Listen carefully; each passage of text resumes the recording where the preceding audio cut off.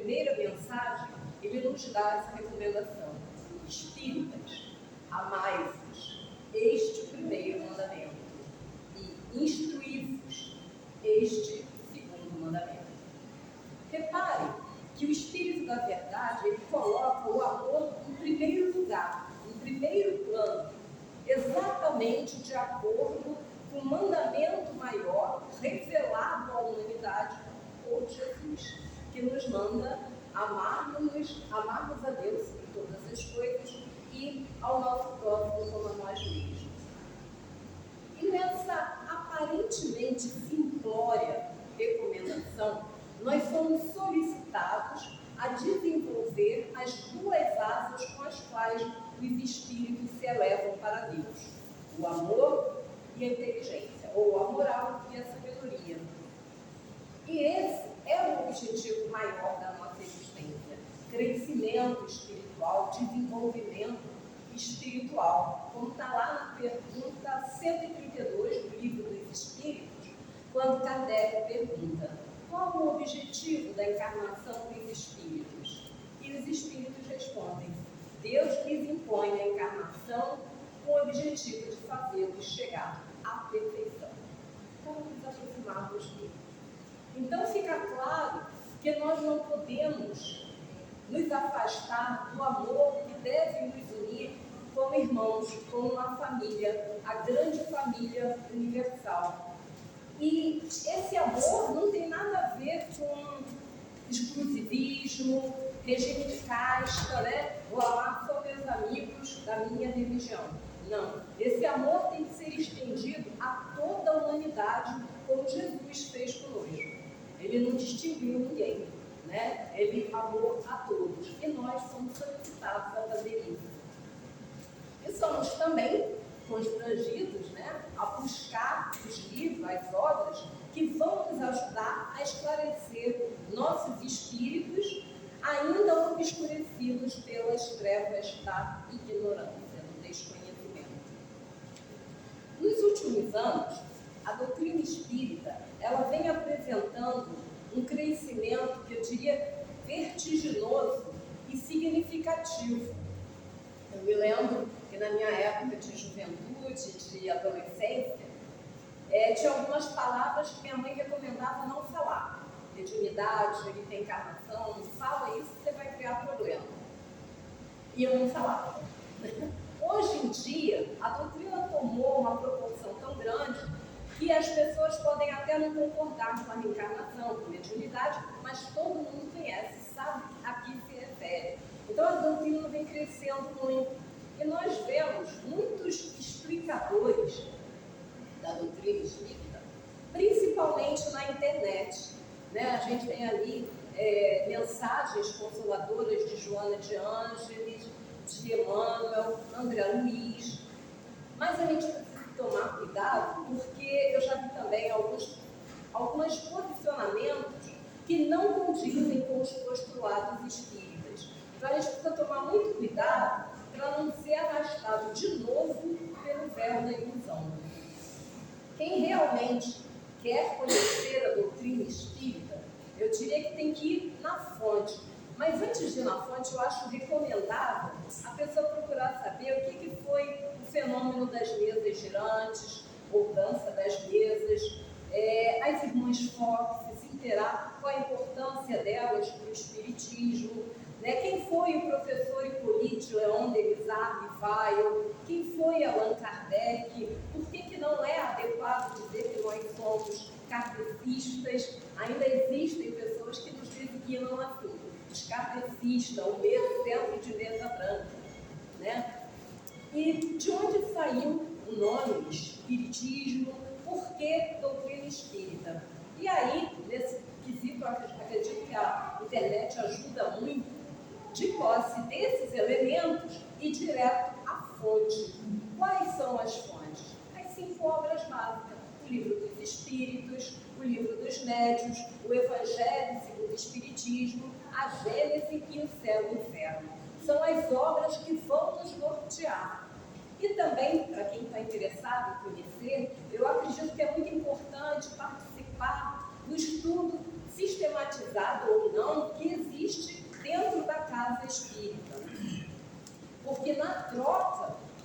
informações, de conhecimento, nós crescemos e nos desenvolvemos juntos. E também procurar ler as obras dos vários médiuns, Chico Xavier, Divaldo, Valdo Vieira, Dona Ivone do Amaral, porque aí a gente vai entrar direto no pensamento dos espíritos, no pensamento do Emmanuel, André Luiz com a sua obra maravilhosa, Joana de Ângeles com a sua psicologia fenomenal, e Manuel Filomeno também, né, com os ensinos que ele tem, somente no campo da mediunidade. Tudo isso é muito importante, porque eu me lembro que há pouco tempo eu ouvi uma afirmação dita espírita que me deixou preocupada. A afirmação dizia que a doutrina espírita não é uma religião, é uma afirmação. E aí a gente vai analisar junto.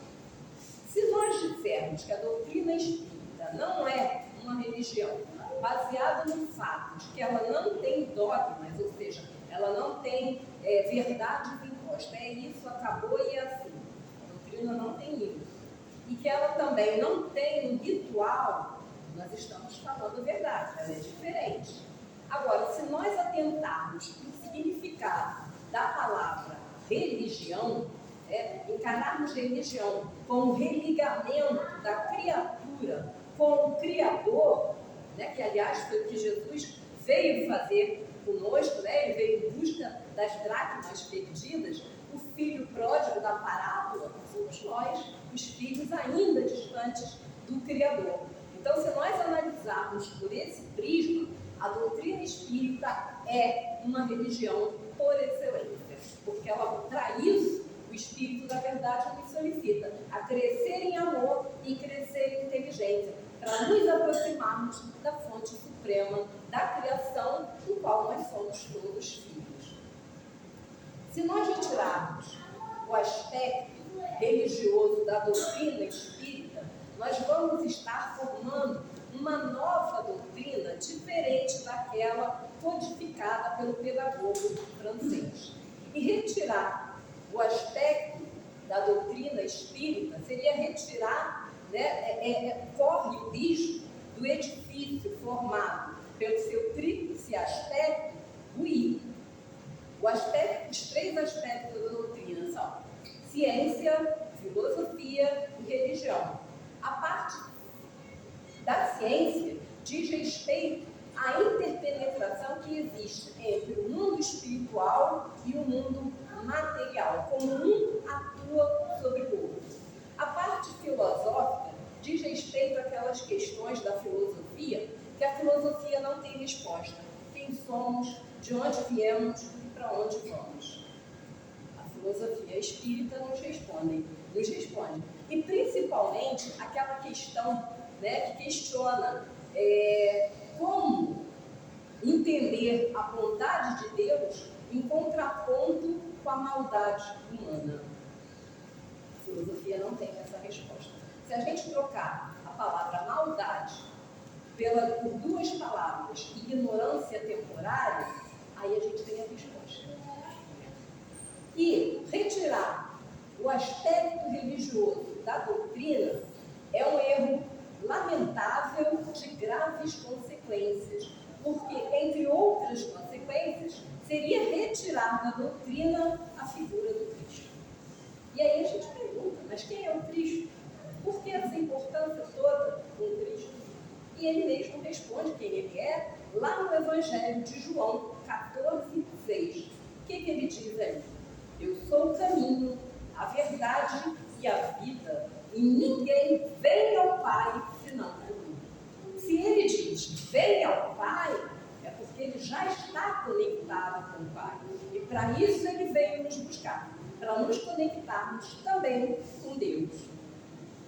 E a doutrina espírita reforça esse entendimento, principalmente lá na pergunta 625 do Livro dos Espíritos, quando Kardec pergunta: qual é o tipo mais perfeito que Deus tem oferecido ao homem para servir de modelo e guia?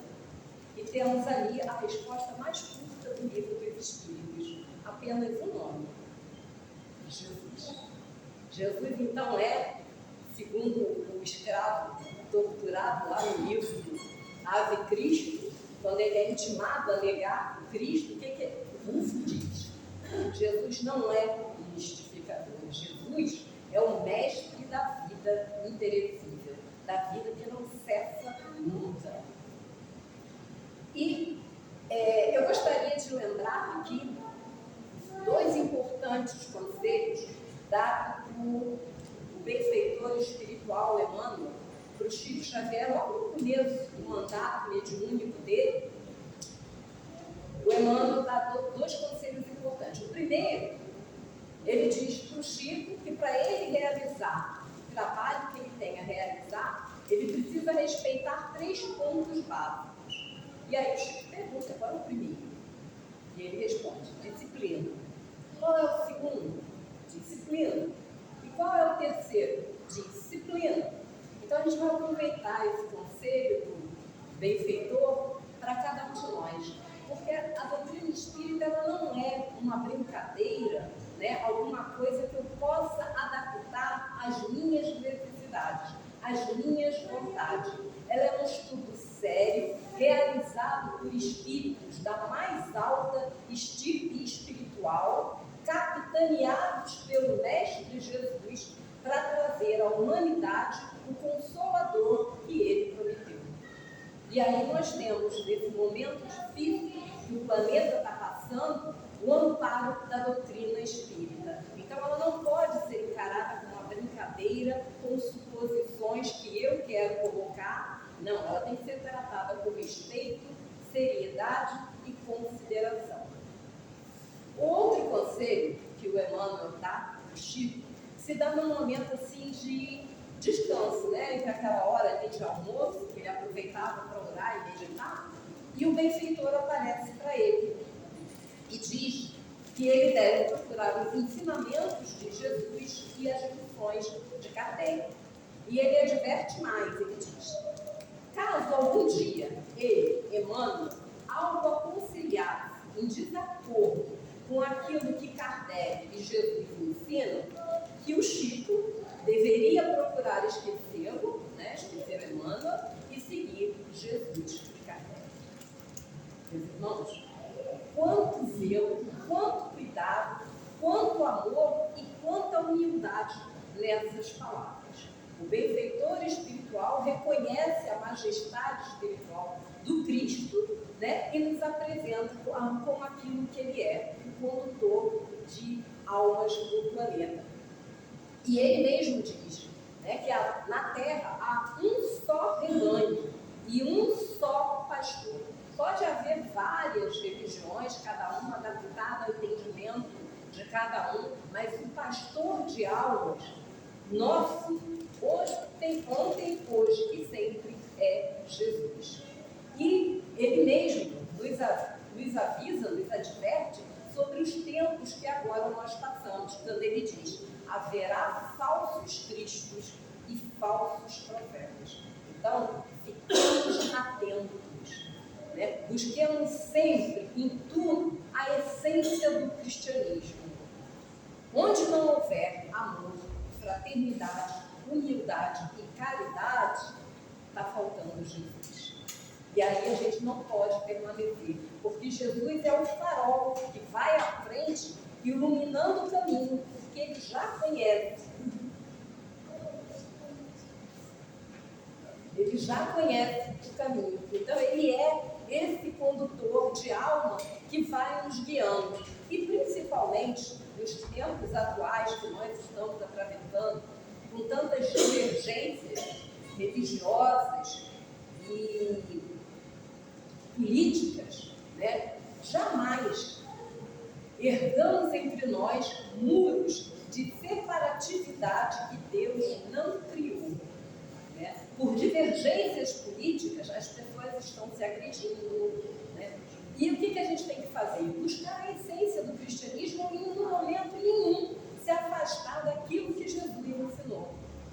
Se a pessoa tem um posicionamento diferente, eu costumo dizer uma coisa que um evangelizador aqui da casa uma vez falou para mim, que ele falava: a Eshla gosta de polemizar. não é proibição, ele é trocar. E ele fala, você não tem que discutir com ninguém. Se você pensa assim, respeito a sua opinião, se é diferente. Respeito a sua opinião, mantém com a minha. Acabou, você não vai discutir com ninguém.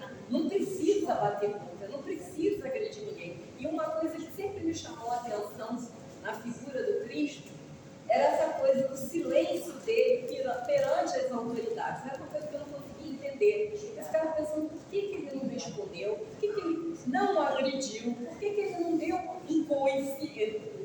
E eu ficava sem entender por que ele se calou. E um colega uma vez falou uma coisa muito interessante. Ele falou que o Cristo é aquele que, quando ele fala pouco, ele fala muito. E quando ele se cala, ele nos dá condições de alçar voo até o pensamento dele. Por isso ele se cala. Realmente, ele é o nosso mestre.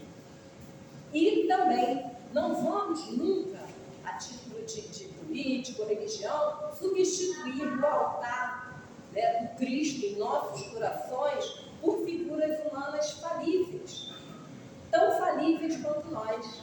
Como ele mesmo diz, é cego e cego, estão ambos a caminho do fim. Então, o altar de Jesus em nossos corações nunca deve ser substituído por figuras falíveis. Eu fui buscar, nas obras básicas da doutrina, 2 exemplos de espíritos que faliram por falta de amor e também por falta de conhecimento. Por coincidência, 2 rainhas. Uma está lá no Evangelho segundo o Espiritismo, no capítulo 2. A outra rainha está lá no Céu e Inferno. Lá entre os espíritos endurecidos, nós encontramos a rainha Coruja. São 2 exemplos assim maravilhosos que eu acho particularmente. O primeiro exemplo da rainha que está lá no Evangelho, segundo o Espiritismo, capítulo 2, lá no finalzinho do capítulo, nós temos um item intitulado Uma Realeza Terrestre. E o espírito que dá o depoimento, um depoimento curto, mas muito rico, ela assina como uma rainha de França. E ela começa o depoimento dela dizendo: ninguém melhor do que eu para entender essas palavras de Nosso Senhor. E ela diz: o orgulho me perdeu na terra. Quem, pois, ela pergunta, né? Quem, pois, compreenderia um significado do reino da terra se eu não compreendia? E aí ela faz uma pergunta: que trouxe eu da minha realeza terrestre? Antes da gente responder, ela mesma responder, a gente faz uma pausa para lembrar que quando Jesus falou essas palavras, meu reino não é deste mundo, ele estava aqui, na condição de encarnado entre nós, né? Num planeta onde predomina ainda a guerra, a corrupção, a animosidade, violência. Então, realmente, o príncipe da paz aqui não é o reino dele. Mas ele retorna à pátria espiritual. E a gente nem de leve consegue imaginar tamanha distância, né, espiritual, a gente consegue imaginar onde ele está. Embora eu acredito que hoje ele está mais presente que nunca. Bom, ele fala isso aqui. Ela, a rainha de França, ela vai falar isso desencarnada, na pátria espiritual. E aí, aqui ela era rainha. Lá ela descobre que ali ela não é. E aí ela pergunta: que trouxe eu comigo da minha realeza? E ela mesma responde: nada. Absolutamente nada. E para tornar mais terrível a lição, ela, a riqueza, no caso, a realeza, não me acompanhou nem sequer até o túmulo. Gente, essa frase é muito profunda. Eu li isso várias vezes. Porque ela dá a entender claramente que no momento que ela se destitui do corpo material, ela se vê no plano espiritual em tremenda exigência moral. E ali ela mesma diz que é obrigada a pedir favores a pessoas pelas quais ela não tinha a menor consideração, então estão melhores que ela e que vem socorrê-la. E ela mesma que diz o que é preciso para se ter uma situação melhor nesse mundo. E ela fala abnegação, devotamento, caridade, humildade. Tudo que Jesus ensinou e que passados mais de 2000 anos a gente ainda tem dificuldade de entender. Principalmente, eu acho que essa virtude que eu acho que é a mais difícil, pior do que a caridade, para mim é a humildade. O ser humano tem muita dificuldade de se reconhecer ainda como limitado. Então ele parte por guerra, ele quer briga, mas ele não se reconhece como ainda alguém em crescimento. E aí fica difícil. Né? Porque como é que você vai admitir que você precisa conhecer se você não admite que você desconhece? Ela fala mais coisa, né? Ela diz, aqui não se pergunta quem foste. Não interessa se você foi um empresário de sucesso, você foi uma pessoa muito humilde, você foi uma celebridade internacional com vários valores materiais. Aqui não se pergunta isso, mas sim, quanto bem fizestes e quantas lágrimas enxugastes. Aí a gente vê a riqueza de um Chico Xavier. E a gente descobre que a moeda valorosa no plano espiritual é o amor. É a moeda de troca. E Deus é tão bom, na sua infinita misericórdia, que tudo aquilo que a gente faz, de bom para o outro, ele não dobra, não. Ele centuplica. Você às vezes faz uma coisinha à toa e ele faz uma montanha enorme. Eu não fiz nada. E esse é o Pai que nós temos, que nós ainda desconhecemos. Bom, o depoimento dela é maravilhoso, o depoimento que vocês leiam. O outro depoimento é um pouco mais longo, a Rainha do Ouro. A Rainha do Ouro, ela é uma rainha indiana. Ela faz uma viagem com interesses políticos para a Inglaterra. E na volta dessa viagem, na França, ela adoece e desencarna. Ela foi contemporânea de Kardec, ela falece em 1858, e ele faz a evocação dela. Ela foi enterrada na França mesmo. Ele vai começar as perguntas. A princípio, ela responde, mas depois ela vai dizer que ela não está ali por vontade própria. Kardec faz a primeira pergunta. Qual as vossas sensações ao deixardes o mundo terrestre? Resposta. Ainda perturbada. Torna-se-lhe impossível explicá-lo. Um espírito não muito evoluído, então ainda está dividido. Já percebeu que desencarnou, mas ainda está dividida entre os dois mundos. Kardec então pergunta, sois feliz? Ela não vai responder, ela vai escamotear. Mas pela resposta que ela dá, a gente deduz que feliz ela não é. Ela responde, tenho saudades da vida. Não sei. Experimento imensa dor na qual a vida me libertaria. Quisera que o corpo se levantasse do túmulo. Gente, se ela quer que o corpo se levante do túmulo, é porque com certeza com a vida que ela está levando, ela não está feliz. Aí Kardec vai fazer mais perguntas. Lamentais de ter sido sepultada entre cristãos e não no vosso país, porque a França é um país cristão, e ela é muçulmana, como indiana ela é muçulmana. E ela responde, sim, a terra indiana menos me pesaria sobre o corpo. Aí ela está uma demonstração de ser um espírito ainda muito ligado à materialidade. Kardec então pergunta, que pensais das honras fúnebres tributadas aos vossos despojos, ou seja, do funeral? O que achou?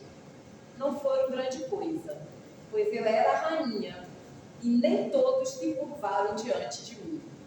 Deixai-me, forçam-me a falar, quando não quero que saibais de que hora sou.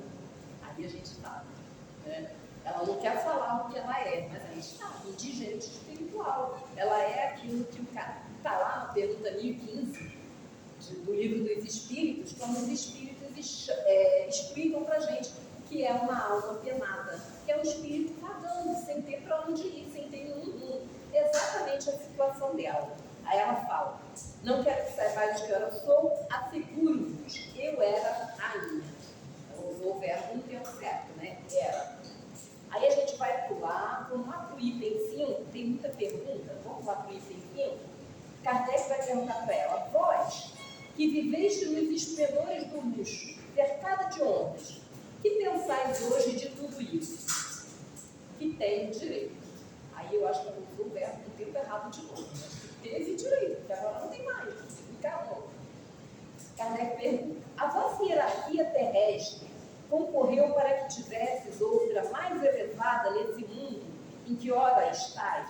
Kardec quer saber se o fato dela ter sido rainha deu algum privilégio a ela no plano espiritual. E ela responde, ela também vai escamotear. Ela não vai responder, ela vai dizer o seguinte: continuo a ser rainha. Pelo menos no pensamento, né? Continuo a ser rainha, que se envie escravas para me servirem. Mas não sei, parece-me que pouco se preocupam com a minha pessoa. E, contudo, eu sou sempre a mesma. Ela falou uma grande verdade, né? Lá no finalzinho, quando ela diz que ela é rainha, a gente vê que ela está iludida ainda. Mas no finalzinho ela diz, eu sou sempre a mesma. Reforça aquela teoria que nós já sabemos, que o espírito, ao desencarnar, ele permanece exatamente como ele é. Ele não vira nem anjo, nem demônio. Ele continua exatamente como ele é. Ela, por ser muito orgulhosa, né, acha que tem direito a coisas que ela já não tem mais. Kardec agora vai perguntar sobre a religião dela. Professar, veja, a religião muçulmana ou a hindu? Muçulmana. Eu, porém, era bastante poderosa para que me ocupasse de Deus. Ou seja, ela não tinha tempo para Deus. No ponto de vista, agora eu pergunto, no ponto de vista da felicidade humana, quais as diferenças que assinalais entre a vossa religião e o cristianismo? A religião cristã é absurda. Diz que todos são irmãos. Ela não é irmã de ninguém. Ela é rainha. Qual a vossa opinião a respeito de Maomé? Maomé era um dos profetas da religião muçulmana. E ele é considerado como se fosse um patriarca da religião. Né? Ela vai responder, não era filho de Deus, ou seja, não era ninguém para ela. Acreditais que ele tivesse tido uma missão divina? Isso que me importa. Qual a vossa opinião quanto ao Cristo? Aí ela vai dar a resposta mais ousada. O filho do carpinteiro não é digno de preocupar meus pensamentos. Aí a gente vai parar para analisar essa resposta. Porque ela rebaixa, né, no seu orgulho, na sua soberba, ela rebaixa Jesus da sua condição espiritual elevadíssima à condição social que ele teve quando estava entre nós. Condição essa extremamente necessária para que nós tivéssemos acesso a ele. Imaginemos que Jesus tivesse nascido num palácio cercado de sedas e pedrarias. Vocês acham que a guarda imperial ia permitir o acesso a ele de cegos, estropiados, a mulher hemorrágica? Vocês acham que essas pessoas iam poder entrar no palácio? A nossa ignorância é tamanha que os próprios apóstolos de Jesus tentaram impedir, sem sucesso, graças a Deus, que crianças se aproximassem dele. Né? Ele não permitiu. Então, a condição social que ele teve quando encarnado entre nós foi necessária para nós, não para ele, mas ela não admitiu. Aí, vamos lá para o item 9, Kardec vai perguntar agora por que ela se apresentou. Por que acudiste tão prontamente ao nosso apelo? Resposta: não queria fazê-lo, mas forçaram-me. Acaso julgarás que eu me dignaria responder-te? Que és tu a meu lado? Desde então, né? Kardec vai ignorar e vai fazer outra pergunta. E quem vos forçou a vir? Resposta: olha a ignorância. Eu mesma não sei, posto que não deve existir ninguém mais poderoso do que eu. Gente, que poder é esse?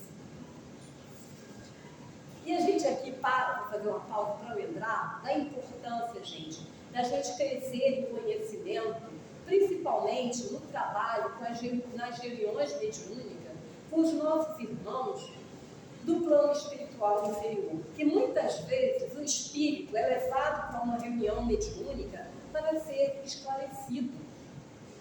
Porque muitas vezes o desencarnado não tem acesso a ele. Então ele precisa de encarnados para falar para ele que ele está desencarnado. Porque eles chegam na reunião mediúnica dizendo que estão vivos. E estão vivos e vão estar sempre. Que uma vez dentro da vida, nunca mais fora dela. Mas estão desencarnados. E é o caso dela. Ela não sabe quem levou ela ali. Mas com certeza foram seus guias espirituais, seus mentores, familiares, pessoas que querem tirar dos olhos dela a venda que impede que ela veja a nova realidade.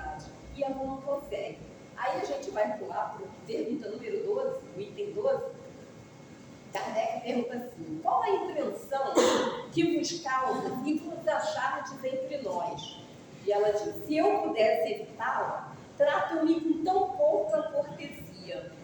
Por que ela fala isso? Porque ela se acha muito superior a todo mundo. Ali, ela está sendo tratada de igual para igual como irmã. Ela provavelmente queria todas aquelas pompas, né? Vossa excelência não, vossa majestade, né? Vossa majestade, que as pessoas se curvassem. Então, isso para ela é uma descortesia, é uma falta de respeito.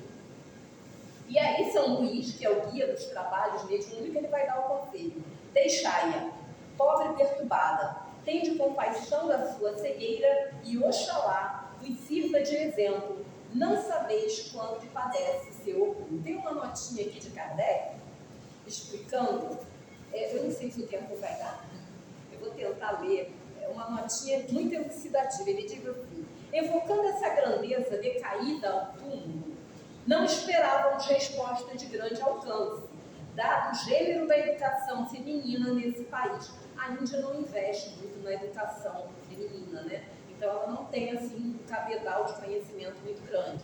Julgávamos, porém, encontrar nesse espírito, não diremos filosofia, mas pelo menos uma noção mais aproximada da realidade e ideias mais sensatas relativamente à vaidade e grandezas terrenas. Longe disso, vimos que o espírito conservava todos os preconceitos terrestres na plenitude da sua força, que o orgulho nada perdeu das suas ilusões, que lutava contra a própria fraqueza e, finalmente, que muito devia sofrer pela sua impotência, pela falta de conhecimento, né? Pela falta de esclarecimento, pela falta de amor também. Quando eu li isso aqui, gente, eu lembrei, não sei se eu lembrei de uma passagem que está no livro Entre Dois Mundos, que o benfeitor espiritual, Policarpo, no plano espiritual, ele tem uma mensagem de convocação, no capítulo 3 do livro Entre Dois Mundos, no item 3, capítulo 3, né? Tem um capítulo que se intitula A Mensagem de Convocação. O benfeitor, ele comparece a uma esfera menos elevada de onde ele vive, com uma mensagem de chamamento ao trabalho. E nessa mensagem ele vai falar muita coisa daquilo que a gente está passando nos tempos atuais. A mensagem é enorme, não dá tempo, né? Não daria tempo da gente ler tudo, mas um trecho eu gostaria de ler. Ele diz assim: momento muito grave é este que toma conta dos homens e das mulheres terrestres. É um momento de separação do joio e do trigo. A gente está vendo aí tudo que está acontecendo. Em face da transição programada para o planeta, anunciando a nova era, vem renascendo em corpos belos espíritos primitivos. Então, minha gente, não se usa com beleza, com aparência. Espíritos primitivos que estiveram retidos por séculos em regiões de sofrimento, a fim de que não retardassem o progresso geral, para que na atualidade avancem e tenham chance de iluminar-se. Olha o tamanho da misericórdia divina, né? É uma oportunidade para esses espíritos ainda renitentes no mal reencarnar justamente nesse momento para avançar na cena do progresso espiritual. Quando eu li isso aqui, eu lembrei de uma amiga, né? Nós éramos muito novinhas na época, bem adolescente, 14, 15 anos, ela de outra religião, e ela falava umas coisas que me assustavam na época. Eu não conhecia a doutrina espírita. Ela falava assim: no fim dos tempos, uma grande besta vai vir e vai engolir o mundo. Eu ficava apavorada, tanto que eu não esqueci mais. Ela falava: no fim dos tempos, o maligno vai estar solto. Então a gente vê que isso aqui não é um maligno, não é uma grande besta. São esses espíritos ainda muito selvagens que estão reencarnando entre nós. A gente tem visto aí coisas absurdas: filhos matando pai, pai matando filhos, gente esquartejando mulheres grávidas para tirar o feto. Isso é animalesco. E é isso aí que ele está falando aqui. Olha o que ele fala. Ao mesmo tempo, constitui prova para aqueles outros que se encontram em nível moral mais elevado, que desse modo são convocados a ajudá-los no crescimento interior e no desenvolvimento dos valores adormecidos. Nada obstante, estão impondo-se, repetindo as tribos de onde procedem. Gente, se repetem dez tribos é porque são espíritos sempre selvagens. Né? Então, as atitudes deles que chocam a sociedade, para eles é normal. Ferindo-se e adornando-se de objetos dilaceradores, de forma que demonstrem o primitivismo que neles vigem ao tempo em que comprazem-se em chocar a cultura e os hábitos sadios que desconsideram, preferindo o descaso e o cinismo em que se demoram, em lamentável promiscuidade e desrespeito pela vida. Mas nada disso vem acontecendo à revelia, sem que Jesus não tenha conhecimento. Ele está a par, está no controle. Olha o que ele fala aqui. Apesar disso, o mestre vigilante tem programada a renovação geral e, para tanto, espera que todos aqueles que o amamos candidatemos-nos à ação edificante com objetivos ocoístas, educativos, libertadores desses irmãos deambulantes no mundo. Então, Jesus conta com cada um de nós no trabalho. Por isso que a mensagem de chamamento, que é chamamento para o trabalho. E esse trabalho ele não se dá somente dentro da casa espírita, não. Ele se dá no lar, ele se dá no trabalho, na rua, onde nós estivermos, que pudermos testemunhar a presença de Jesus, nós estamos sendo solicitados a fazer isso.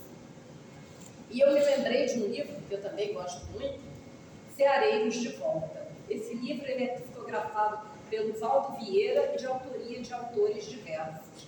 Por que Ceareiros de Volta? Porque os espíritos que dão mensagem ali, que são vários espíritos, quando encarnados, eram todos espíritas. E agora, desencarnados, eles voltam através da psicografia do Valdo Vieira, também chamando para o trabalho. Nós temos ali mensagens do Dr. Bezerra de Menezes, Anália Franco, Inácio Bittencourt, Pititinga, Baduíra, Lameira de Andrade, vários espíritos que voltam agora do plano espiritual nos chamando ao trabalho. E a mensagem que mais me impactou é a mensagem do Lameira de Andrade. Todas as mensagens são maravilhosas, mas essa me impactou. A mensagem do Lameira de Andrade, intitulada Em Vossas Artérias. Entre outras coisas, ele diz ali que, embora não seja conferido por nenhuma universidade terrestre, na Terra não existe título que imponha maior responsabilidade do que o título de espíritas. E ele fala para a gente, manda o recado para a gente: espíritas, muito se pedirá a quem muito recebeu. E no finalzinho, ele diz assim: em vossas artérias, o título da mensagem, em vossas artérias corre o sangue redivivo dos primeiros mártires do cristianismo. Gente, olha o tamanho dessa responsabilidade. Eles estão passando, aqueles que deram sangue para a implantação do cristianismo na terra, depois do Cristo, né, que foi o primeiro sacrificado, eles estão passando para nós, espíritas, a responsabilidade de dar continuidade a esse trabalho. Sendo que hoje, Jesus não espera de nenhum de nós o sangue, a vida, porque esse tempo, graças a Deus, já passou. O que Jesus solicita de cada um de nós é a nossa boa vontade. Por isso aquela frase que eu gosto muito: glória a Deus nas alturas e paz na terra aos homens de boa vontade. A gente encerra com as palavras do Espírito da Verdade: espíritas, amai-vos, este o primeiro mandamento, instruí-vos, este o segundo mandamento. Uma boa noite a todos e fiquem todos felizes. Obrigada.